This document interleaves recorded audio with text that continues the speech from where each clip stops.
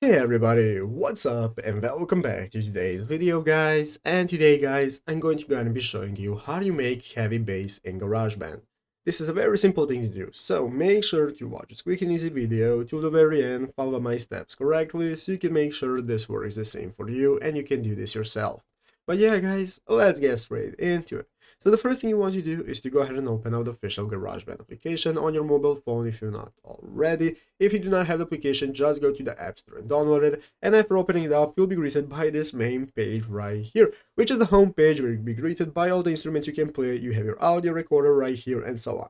So guys, let's go ahead and see how we can get started playing heavy bass and recording it in GarageBand.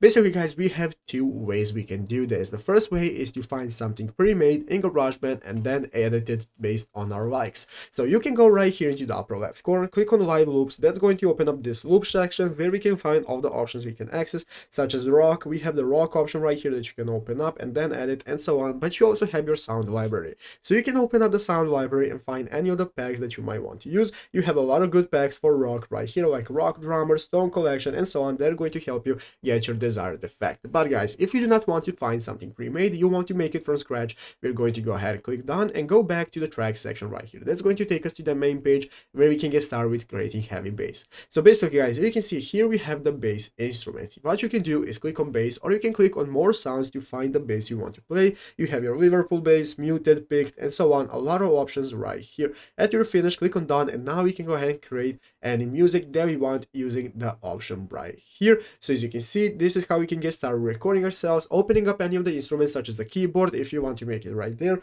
or drums and so on, is going to open up this recording menu where you can get started recording yourself at the top of the screen by clicking the big red circle. And now we can get started finding our tracks, and after finishing ourselves and recording ourselves, we can go right here in the upper left corner, click on edit mode. That's going to enable us to take a look at all the tracks we have created. As you can see, I have my drums right here, keyboard, audio, and so on. I can get started with adding effects, and this is how you can get started with making your desired song.